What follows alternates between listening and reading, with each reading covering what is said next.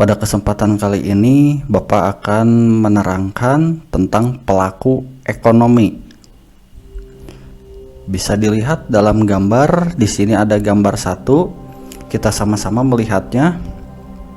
Pada gambar satu ini menunjukkan bahwa produsen pupuk mengemasi pupuk yang hendak dijual. Nah, siapakah pelaku ekonominya? Yaitu produsen pupuk, seperti itu.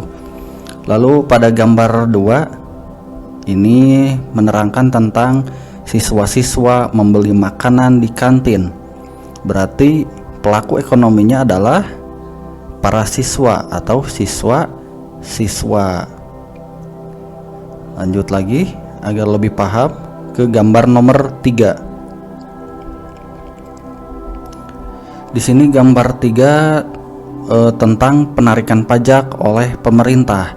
Jadi siapa pelaku ekonominya? Yaitu penarikan pajak oleh pemerintah. Jadi pelakunya yaitu pemerintah. Lalu gambar nomor 4 ini tentang distribusi produk impor dari luar negeri.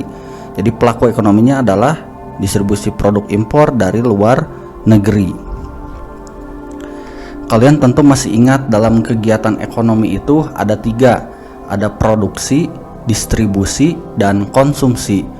Untuk pelakunya atau subjeknya, jika produksi yaitu produsen, distribusi yaitu distributor, dan konsumsi yaitu konsumen. Jadi ada 3 kegiatan ekonomi. Kita lanjut lagi.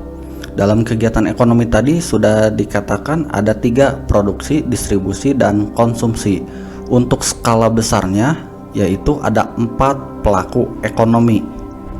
Di sini bisa dilihat, Bapak akan tunjukkan ada 4 pelaku ekonomi, yaitu rumah tangga keluarga atau konsumen, rumah tangga perusahaan atau produsen, rumah tangga pemerintah, dan rumah tangga luar negeri. Jadi ada 4 pelaku ekonomi. Untuk yang pertama kita akan membahas tentang rumah tangga keluarga atau konsumen. Apa itu rumah tangga keluarga atau sering disebut sebagai rumah tangga konsumen? Merupakan pelaku ekonomi yang menjalankan peran sangat penting di dalam kegiatan ekonomi. Sementara rumah tangga konsumen adalah kelompok masyarakat yang melakukan kegiatan konsumsi barang dan jasa untuk memenuhi kebutuhan hidupnya. Rumah tangga konsumen ini membutuhkan barang dan jasa yang dihasilkan oleh rumah tangga perusahaan. Jadi, barang dan jasa yang dihasilkan oleh rumah tangga perusahaan ditujukan untuk memenuhi kebutuhan rumah tangga konsumen. Rumah tangga konsumen memiliki 2 peran. Yang pertama sebagai konsumen, dan yang kedua sebagai penyedia faktor produksi yang meliputi penyediaan lahan, tenaga kerja, modal, dan keahlian. Ketika konsumen membeli barang dan jasa dari produsen, konsumen berkewajiban membayar barang dan jasa yang diterima.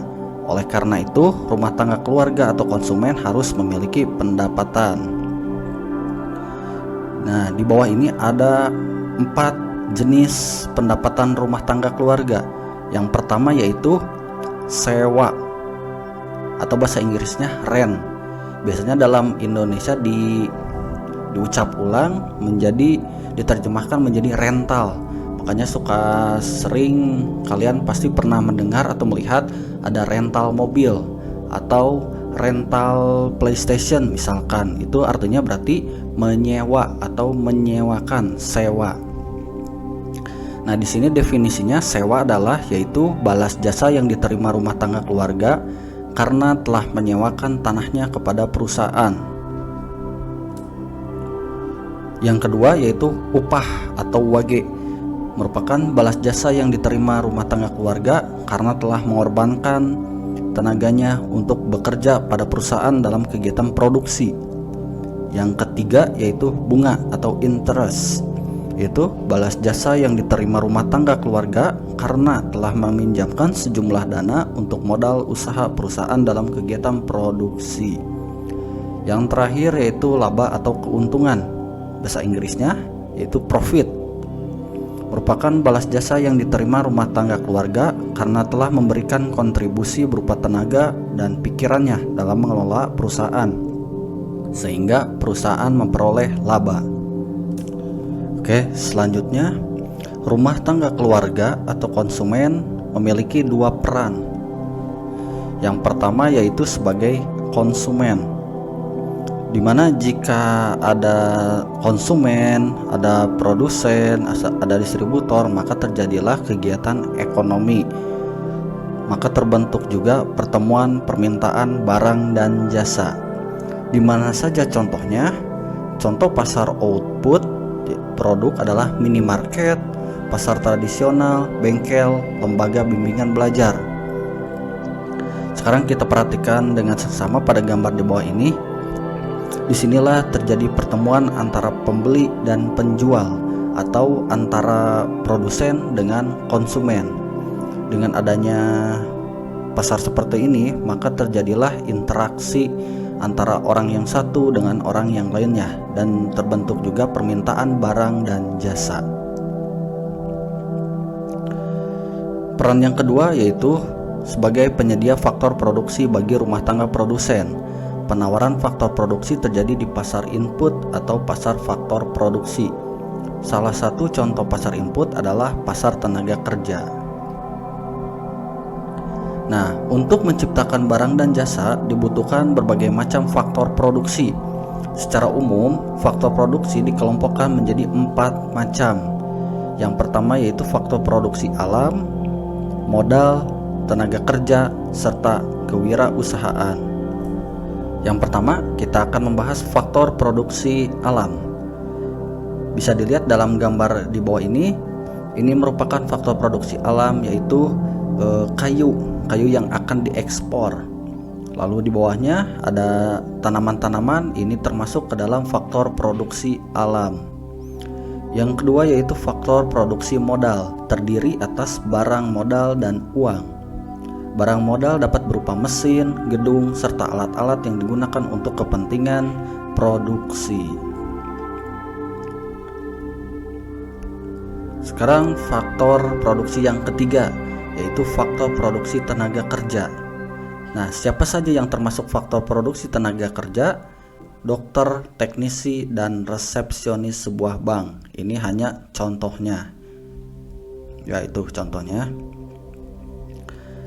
Lalu yang terakhir, faktor produksi keahlian atau kewirausahaan. Kewirausahaan merupakan suatu kemampuan mengatur, mengorganisasikan, serta mengambil resiko dalam menjalankan suatu usaha. Pelaku kewirausahaan adalah seorang wirausahawan. Nah, inilah 4 faktor produksi dalam rumah tangga konsumen. Oke. Yang kedua yaitu peran rumah tangga perusahaan atau rumah tangga produsen, biasa disingkat RTP. Nah, siapa saja rumah tangga produsen ini? Rumah tangga produsen di Indonesia dikelompokkan menjadi BUMN atau Badan Usaha Milik Negara, BUMS, Badan Usaha Milik Swasta, dan Koperasi. Tentunya RTP ini memiliki beberapa peran. Yang pertama yaitu untuk memproduksi barang atau jasa. Yang kedua, sebagai pengguna faktor produksi. Nah, apakah ada kaitan antara RTP dengan RTK yang awal tadi, rumah tangga produsen dengan rumah tangga konsumen? Tentunya ada interaksi, bisa kita lihat dalam gambar di bawah ini. Jadi seperti ini interaksinya. Intinya adalah rumah tangga konsumen berperan sebagai penyedia faktor produksi, sedangkan rumah tangga produsen berperan sebagai pengguna faktor produksi. Selanjutnya, yang ketiga yaitu peran rumah tangga pemerintah. Mengapa didirikannya peran rumah tangga pemerintah? Karena tujuan utamanya adalah untuk menyejahterakan masyarakat secara adil dan merata. Dalam peran rumah tangga pemerintah ini terdapat 3 peran penting, yaitu sebagai regulator, konsumen, dan produsen. Yang pertama itu sebagai regulator tentunya untuk menyejahterakan masyarakat secara adil dan merata. Contoh lainnya, perannya berupa pemberian subsidi atau bantuan pada perusahaan dalam negeri sehingga mampu bersaing dengan produk dari luar. Jadi nggak melulu kita harus impor produk, tapi kita juga harus menggunakan produk dalam negeri. Bahkan kita harus bangga menggunakan produk dalam negeri. Peran lainnya yaitu menentukan besarnya pajak. Contoh lainnya daripada regulator pemerintah itu misalkan pendirian swalayan. Nah, tentunya kan swalayan tersebut tidak tiba-tiba berdiri, tetapi harus ada izin ke pemerintah. Gitu ya. Lalu nomor 2-nya yaitu konsumen. Tidak hanya sebagai regulator, tapi dalam konsumen ini contoh langsungnya yaitu misalkan kantor dinas pendidikan. Nah, supaya kantor dinas ini dapat berjalan aktivitas sehari-harinya, maka membutuhkan harus membeli sebuah kertas, printer, dan tinta. Untuk itu, pemerintah harus membeli ke perusahaan atau produsen. Yang ketiga yaitu produsen.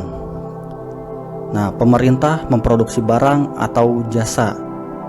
Di sini contohnya ada pada gambar. Contoh BUMN atau Badan Usaha Milik Negara yaitu PT KAI atau PT Kereta Api Indonesia dan PLN, Perusahaan Listrik Negara. Ini merupakan contoh produsen milik pemerintah negara kita yaitu negara Indonesia. Yang terakhir berikutnya yaitu peran rumah tangga luar negeri. Pada era abad 21 ini, perekonomian yang tidak berhubungan dengan negara lain menjadi hal yang mustahil. Termasuk juga kita kalau membutuhkan sesuatu pasti kita akan berinteraksi dengan orang lain. Contohnya kita pergi ke warung, pasti akan terjadi interaksi satu sama lain. Begitu pula dengan suatu negara. Tidak mungkin negara tersebut berdiri sendiri untuk negaranya sendiri, tetapi tetap membutuhkan dari negara lain. Maka terjadilah impor ekspor. Contohnya perdagangan internasional. Indonesia mengekspor produk tekstil ke negara Jepang, sementara Jepang mengekspor kendaraan bermotor ke Indonesia. Dengan transaksi tersebut terbentuklah kerjasama antara Indonesia dan masyarakat Jepang.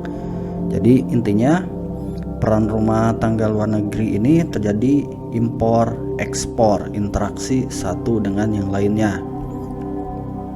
Nah, di sini ada sebuah gambar yaitu aktivitas perdagangan internasional. Ini terdapat di pelabuhan. Jadi di sini terdapat barang-barang yang akan diekspor ke luar negeri atau dari luar negeri ke negara kita yaitu mengimpor suatu barang. Jadi aktivitas di sini pasti sangat sibuk. Terjadilah proses impor ekspor. Nah, itu saja penjelasan tentang pelaku ekonomi. Semoga bermanfaat.